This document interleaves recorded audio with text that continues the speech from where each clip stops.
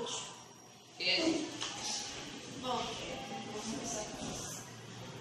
você pode me dizer sobre o que você entende sobre o modernismo? Sim. Podemos entender o modernismo como um movimento literário e artístico que aconteceu teve seu início no século XX, com o objetivo de romper com o tradicionalismo. Buscava liberdade artística e a experimentação cultural.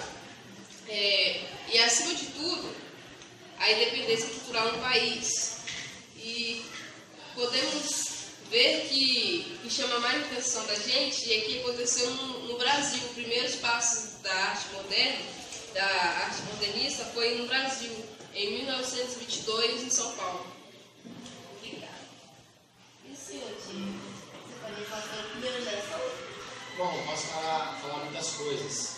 Como, por exemplo, que a primeira geração foi considerada a fase heróica, porque os artistas eles tinham um maior compromisso com a nossa renovação estética. Então, eles foram inspirados pelos vanguardistas europeus. Como exemplo de vanguardas europeias são o cubismo, futurismo, surrealismo, entre outros. E com relação à linguagem literária, eles tinham a vontade de romper com o tradicional. Eles não queriam só o normal para eles ganhar bastante. Então queriam mudar isso. Como? Eles fizeram de tudo. As mudanças que eles fizeram foram na liberdade formal e na valorização do cotidiano, das coisas vividas no mundo cotidiano. Também uma coisa importante que eu ressaltar e saber que foi nesse período, que foi surgindo os grupos modernistas, como por exemplo o pau-brasil, antropofago e o verde amarelismo. Bom, nessa primeira geração, 3 artistas se destacaram muito, como por exemplo Manuel Bandeira, Oswald de Andrade e Mário de Andrade. Bom, desses artistas, várias obras foram de grande exposição, como por exemplo de Manuel Bandeira, Andorinha, Andorinha, de 1966. De Mário de Andrade foi Contos Novos, de 1947. E de Oswald de Andrade foi A Escrita do Absinto, de 1927. A senhora pode falar sobre a segunda geração? Sim. Também chamada de fase de consolidação, a segunda fase do modernismo e é caracterizada pelo predomínio de prosa de fixação. É nesse período que os ideais difundidos na fase anterior se espalham e normalizam os esforços de antes para definir a linguagem artística, que acaba por se unir grandes interesses nacionalistas.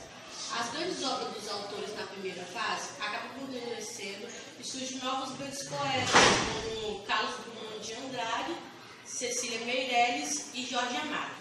E tem os poemas deles, que é de Jorge Drummond de Andrade, que tem O Sentimento do Mundo, que é 1940, Cecília Meirelles, que tem O Menino Azul, de 2004, e Jorge Amado, que tem Um Amor, de 1936. Obrigada. A terceira geração, por favor. A terceira geração ela começa em 1955 e vai até 1960. Nesta geração, a prosa dá sequência a 3 tendências observadas na geração anterior, que é a prosa urbana, intimista e regionalista, com uma certa inovação formal. A poesia desse período conta com poetas da segunda geração, que eles continuam em constante renovação.